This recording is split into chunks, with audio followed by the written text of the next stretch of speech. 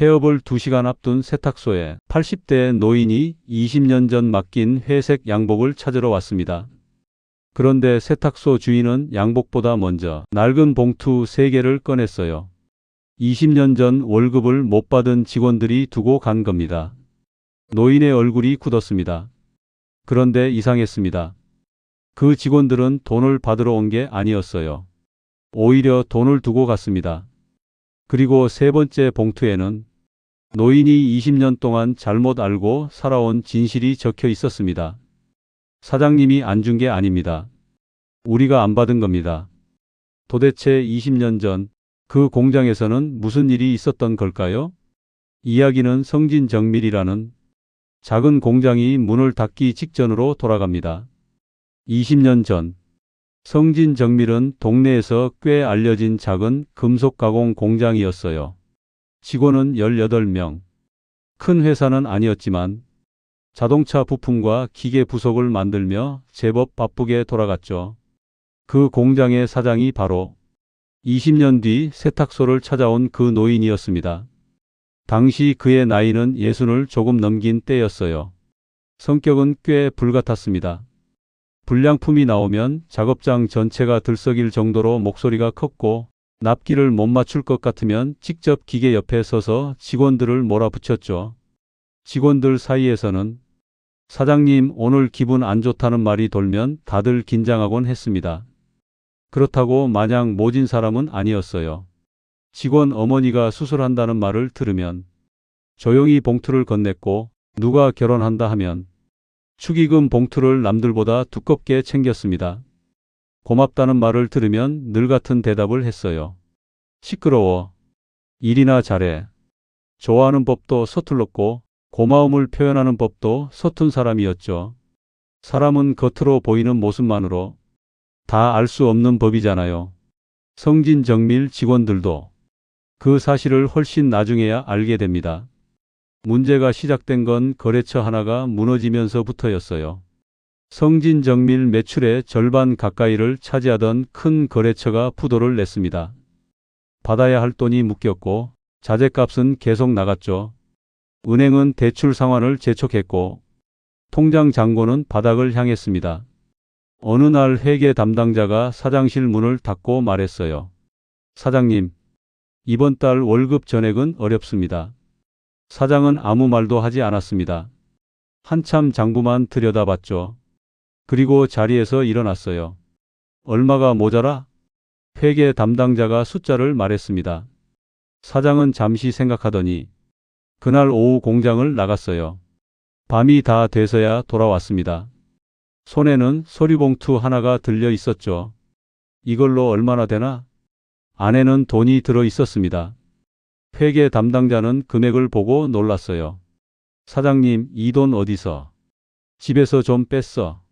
그 말뿐이었습니다. 나중에야 알게 됐죠. 사장이 자기 집 전세 보증금 일부를 빼서 직원들 월급을 마련해 온 거였어요. 그 돈으로 대부분의 급여는 채울 수 있었습니다. 하지만 끝까지 부족했습니다. 정확히 3사람. 박성호, 정태식, 이정민. 그날 저녁이었어요. 직원들이 거의 퇴근한 뒤 3사람이 회계실로 들어왔습니다. 박성호가 먼저 입을 열었죠. 우리 월급 빼세요. 회계 담당자가 고개를 들었습니다. 무슨 소리예요? 정태식이 장부를 가리켰습니다. 다른 사람들 먼저 주세요. 우린 다음에 받아도 됩니다. 회계 담당자는 난감한 표정으로 말했어요. 사장님이 알면 난리 납니다. 그때 가장 어린 이정민이 웃으며 말했습니다. 그러니까 말하지 마세요. 알면 우리 돈부터 챙길 사람이잖아요. 박성호도 고개를 끄덕였습니다. 그리고 잠시 망설이다가 이런 말을 했어요. 사장님한테 받은 게 월급만은 아니잖아요. 우리도 지금 한번 양보한다고 없어지는 건 아닙니다. 잠시 침묵이 흘렀습니다. 3사람은 급여표 위 자기 이름 옆 금액에 직접 선을 그었어요. 회계 담당자가 다시 물었습니다. 정말 괜찮겠어요? 박성호는 대답했습니다. 괜찮은 게 어디 있습니까? 그래도 해야 할 때가 있잖아요. 그날의 진실을 아는 사람은 딱 4명뿐이었습니다. 새 직원과 회계 담당자. 사장은 끝까지 몰랐어요. 며칠 뒤 공장이 문을 닫았습니다. 마지막 날이었죠. 직원들은 하나씩 급여 봉투를 받아갔습니다. 세 사람만 봉투가 없었어요. 사장은 멀리서 그 모습을 보고 있었습니다. 그리고 박성호에게 다가갔죠. 성호야, 조금만 기다려. 내가 반드시 준다. 박성호는 아무 말도 하지 않았습니다.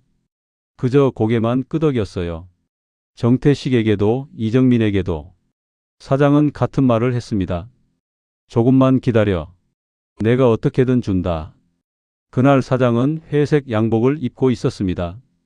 거래처를 만나러 다닐 때 입던 양복이었죠. 마지막으로 직원들을 한자리에 모아놓고 한동안 아무 말도 못했습니다. 그러다 겨우 한마디를 꺼냈어요. 미안하다. 공장 안이 조용해졌습니다. 회계 담당자는 뭔가 말하려 했어요. 입을 열려는 순간이었죠. 그때 박성호가 아주 작게 고개를 저었습니다. 말하지 말라는 뜻이었습니다. 사장은 그 장면을 보지 못했어요. 그는 고개를 숙이고 있었으니까요. 공장이 문을 닫은 뒤 소문은 금방 퍼졌습니다. 직원 월급도 안 주고 문 닫았다더라. 사장이 돈 챙겨서 도망갔대. 말은 사람 입을 거치면서 점점 커졌죠. 결국 동네에서는 그를 직원 월급 떼먹고 도망간 사장으로 기억하기 시작했습니다. 노인은 몇 번 해명하려 했어요. 하지만 곧 그만뒀습니다. 결과적으로 세 사람에게 돈을 못 준 건 사실이라고 스스로 믿고 있었으니까요. 그는 동네를 떠났습니다. 전화번호도 바꾸고 옛 직원들과 연락도 끊었어요. 회색 양복은 세탁소에 맡겨둔 채였습니다. 몇 번이나 찾으러 갈 생각은 했습니다. 하지만 이상하게 발이 떨어지지 않았어요. 그 양복을 보면 공장 마지막 날 직원들 얼굴이 떠올랐거든요. 그렇게 20년이 흘렀습니다. 그리고 다시 그 세탁소였습니다. 노인은 첫 번째 봉투를 열었습니다. 안에는 오래된 공장 단체 사진이 들어 있었어요. 그리고 짧은 편지 한 장. 노인은 천천히 읽기 시작했습니다. 사장님. 그때는 저도 사장님 욕 많이 했습니다. 노인은 피식 웃었습니다. 그래 했겠지. 그런데 다음 줄을 읽다가 표정이 달라졌어요. 나중에야 알았습니다. 사장님이 집 보증금까지 빼서 우리 월급을 주셨다는 걸요. 노인의 손이 멈췄습니다. 세탁소 안은 아주 조용했어요. 두 번째 봉투를 열었습니다. 안에는 20년 전 급여 지급표 사본이 들어 있었죠.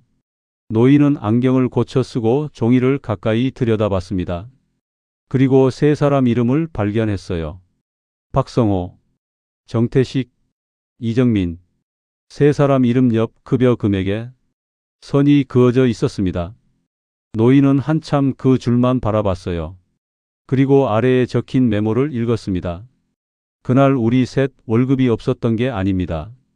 노인의 입술이 떨렸습니다. 다음 줄. 우리가 안 받기로 한 겁니다. 노인은 천천히 고개를 들었습니다. 무슨 말이오? 세탁소 주인은 아무 말도 하지 않았습니다. 노인은 다시 종이를 봤어요. 그리고 20년 전 회계실에서 회계 담당자가 무언가 말하려 했던 장면이 떠올랐습니다. 그 옆에서 박성호가 아주 작게 고개를 저었던 모습도요. 그제야 그 장면의 의미를 알게 된 겁니다. 세 번째 봉투에는 돈과 편지 한 장이 들어 있었습니다. 노인은 편지를 펼쳤어요. 첫 줄부터 짧았습니다. 사장님이 안 준 게 아닙니다. 다음 줄. 우리가 안 받은 겁니다. 노인의 눈이 붉어졌습니다. 편지는 계속 이어졌어요. 그때 우리는 젊었습니다. 다시 벌면 된다고 생각했습니다. 그리고 실제로 다시 벌었습니다. 사장님에게 못 받은 한 달 월급보다 더 오래 받은 게 있었습니다. 노인이 다음 줄을 읽었어요. 기술이었습니다. 그리고 사람을 믿어준 마음이었습니다. 노인은 편지를 내려놓지 못했습니다. 마지막 부분에는 이렇게 적혀 있었어요. 그때 받은 은혜로 저희도 다른 사람을 먹여 살리며 살아왔습니다.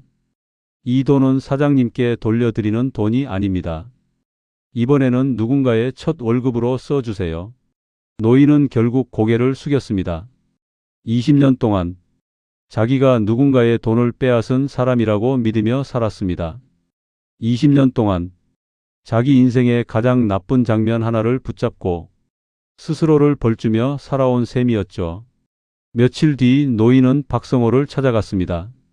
박성호는 지금 작은 부품 공장을 운영하고 있었어요. 직원은 10명도 되지 않았지만 공장은 깔끔하게 돌아가고 있었습니다. 노인이 들어오자 박성호는 한눈에 그를 알아봤습니다. 사장님? 노인은 아무 말도 못했어요. 손에 들고 있던 봉투만 내밀었습니다. 받아. 내 돈이잖아. 박성호는 봉투를 보더니 웃었습니다. 그리고 고개를 저었어요. 사장님, 그 말 이제 그만하세요. 노인이 그를 바라봤습니다. 박성호가 천천히 말했어요. 사장님이 안 준 게 아닙니다. 우리가 안 받은 겁니다.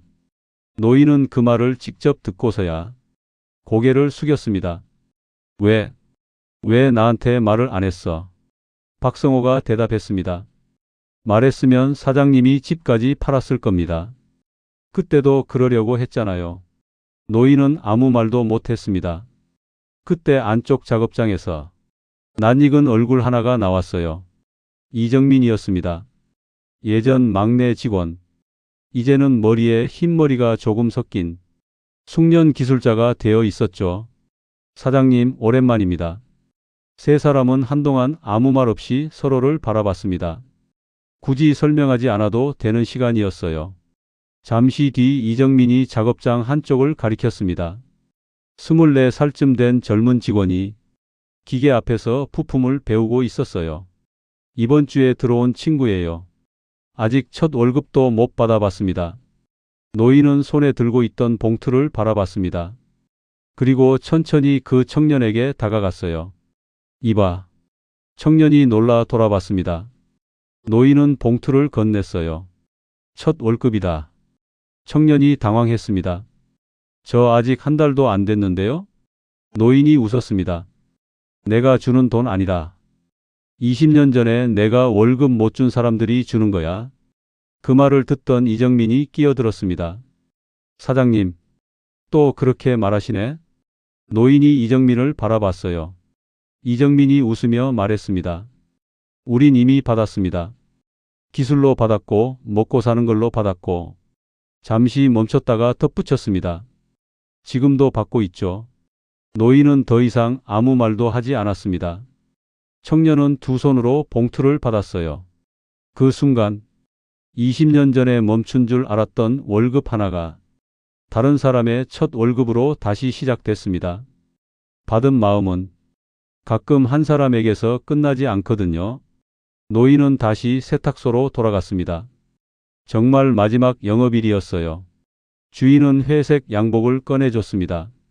노인은 조심스럽게 양복을 입어봤어요. 당연히 예전처럼 맞지는 않았습니다. 배도 조금 나왔고 어깨도 많이 굽어 있었죠. 그래도 거울 앞에 한참 서 있었습니다. 20년 전에는 그 거울 속에 실패한 사장이 보였어요. 직원들 월급조차 챙겨주지 못한 사람. 사람들 손가락질을 받아도 할 말이 없는 사람. 그래서 그 양복을 찾아오지 못했습니다. 그런데 지금 거울 속 사람은 조금 달라 보였어요. 완벽한 사람은 아니었습니다. 성질도 급했고 상처 준 말도 많았겠죠. 하지만 누군가의 기억 속에서 그는 악덕 사장만은 아니었습니다. 노인이 물었습니다. 이걸 왜 안 버렸어? 세탁소 주인이 웃었습니다. 우리 아버지가 그러셨습니다. 옷을 찾으러 오는 사람이 있는 게 아니라 마음을 찾으러 오는 사람이 있다고요. 노인은 한동안 양복을 내려다봤습니다. 그리고 품에 안았어요. 세탁비는 얼마요? 주인이 고개를 저었습니다. 이미 받았습니다. 누구한테? 그분들이요. 노인은 웃다가 결국 눈가를 닦았습니다. 참, 끝까지 사람 빚지게 만드는 사람들이구먼. 세탁소 주인도 웃었어요. 노인은 문을 나서기 전에 한번 뒤를 돌아봤습니다. 그리고 아주 작게 말했죠. 이제야 가져가도 되겠구먼. 잠시 뒤 38년 동안 켜져 있던 세탁소 불이 꺼졌습니다. 사람은 가끔 자기 인생의 가장 아픈 장면 하나만 붙잡고 오래 살아갑니다. 내가 잘못했다고, 나는 실패했다고, 이제는 너무 늦었다고, 그렇게 스스로를 오래 벌주기도 하죠.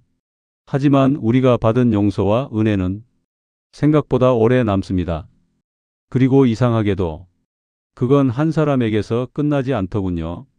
누군가에게 받은 마음이 또 다른 사람에게 흘러가고 20년 전에 멈춘 줄 알았던 일이 어느 젊은이의 첫 월급으로 다시 시작되기도 합니다. 그날 노인이 찾아간 건 20년 된 회색 양복 한 벌이 아니었습니다. 어쩌면 오래도록 스스로에게 돌려주지 못했던 용서였는지도 모릅니다. 모든 것을 되돌릴 수는 없어도 아직 오늘이 남아있다면 다시 시작할 수 있습니다. 그리고 우리가 받은 은혜 하나쯤은 언젠가 또 다른 누군가에게 건네줄 수도 있겠죠. 우리에게 아직 오늘이 남아있다면 다시 시작할 수 있습니다.